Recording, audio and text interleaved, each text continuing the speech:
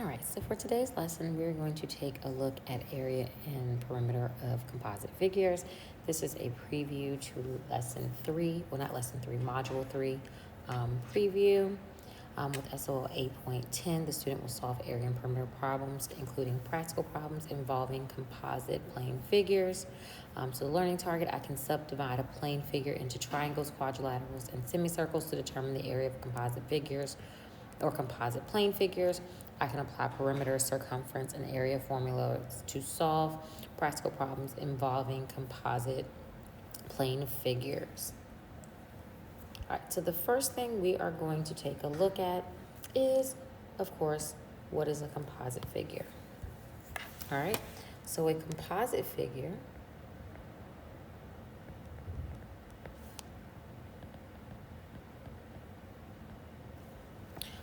or figures, I should put an S on, are multiple shapes put together. All right, so we're going to first look at area of composite figures. Step 1, to calculate the area of the composite figure. First, split the figure into its individual shapes. So looking at this first shape here, we don't really know what to call that shape, but we can definitely see that there are some multiple shapes there.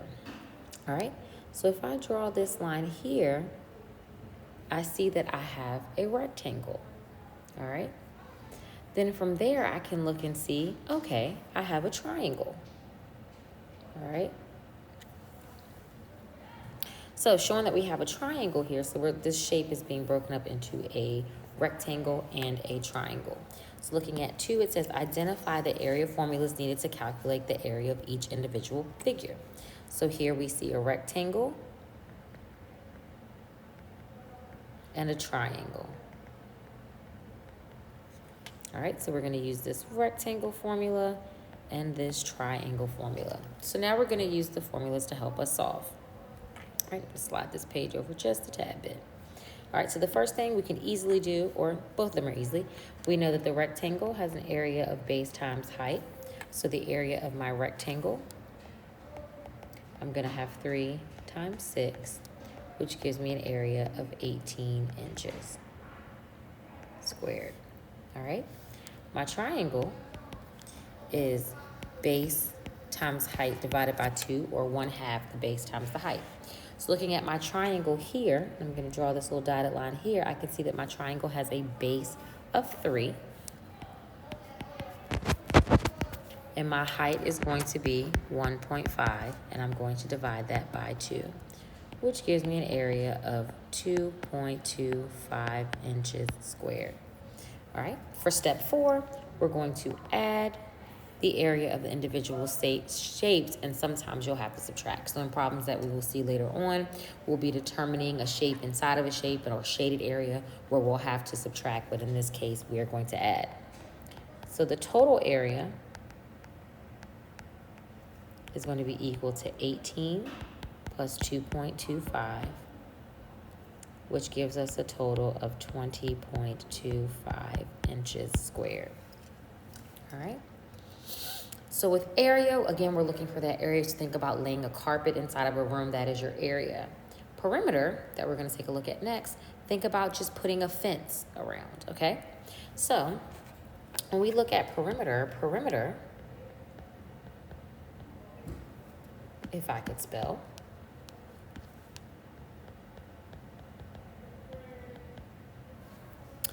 is the distance around a 2-dimensional figure. All right, so looking here at this shape on the grid. All right, first, to find the perimeter, just count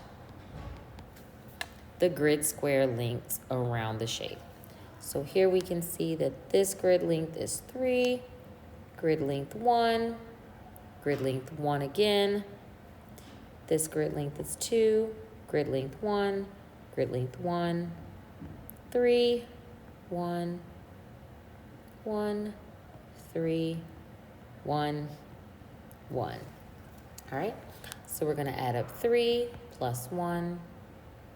Oops, that should be 2. Sorry, I made this one 3. Make sure you correct that and make that one 2.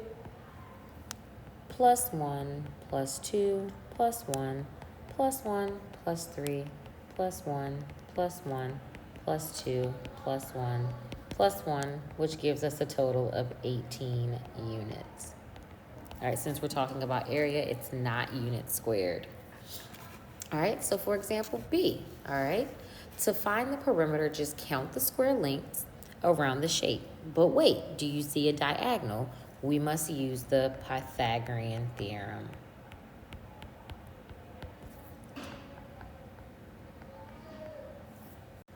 All right, so looking here around this grid, we see that this has a side length of 3. Here we have 5. Here we have 3, but we can see here with this triangle here, we have a diagonal. All right, this length is going to be 2. This length is going to be 5. So now we're going to use the Pythagorean theorem to find out what our missing or our hypotenuse. So we have 2 squared plus 5 squared is equal to c squared. 4 plus 25 is equal to c squared.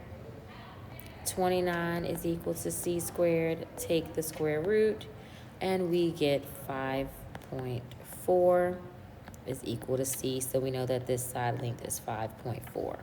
So now we're simply just going to add up all the sides. So 5.4 plus 2 plus 3 plus 5 plus 3, which gives us a total of 18.4 units. All right, so now we're going to look at some problems that are off the grid. All right, so problems that are off the grid that kind of tell us all the information that we need to know. May have to look for certain few pieces, but we will figure out what is needed. So it says determine if you have enough information to find the perimeter with the number given. All right, so looking here, we can again see that we've put together a triangle and a rectangle. We can still again see that we are missing the side length here of our hypotenuse. So we're not our side length, missing our hypotenuse. All right, so we're going to use Pythagorean theorem again. So we have 4 squared plus 3 squared is equal to c squared. 16 plus 9 is equal to c squared. 25 is equal to c squared. Take the square root, and we have 5 is equal to c. So we know that this length is 5. So we have 5 plus 3 plus 5 plus 6 plus 5, which is equal to 26 inches. All right, looking at example D, it says use the numbers given to find the perimeters. What shapes do you see? So here again, we can see that we have a rectangle in the middle and we have semicircles on the sides. That means we have to go back to our formula sheet, all right? So we're gonna need circumference, all right? So circumference of a circle, which is similar to the perimeter of other shapes, is pi d. So pi times the diameter. All right, so since we have two semicircles here, they make a full circle. We don't have to have this. If it was just one semicircle, we would. So the first thing we're going to look at is we know that pi is 3.14, and we know that the diameter for our semicircles is 4, which gives us a circumference of 12.56 inches. All right, so now we have to put that together with our rectangle. So we know that our semicircles have a circumference of 12.56 plus the sides of the rectangle. So we don't need to include, and I'll put this in blue, we no longer need to include this portion here, the 4 inches, because that's been calculated in with our circumference of our semicircles. So we have 12.56 plus 10, which gives us 32.56 inches. All right, now you're going to practice. There are 4 problems on your next page that you are going to go over finding area and perimeter. So please make sure that you pay attention to whether you are finding the area or the perimeter of the shape. But before we end this video, go ahead and summarize what you've learned from today's lesson.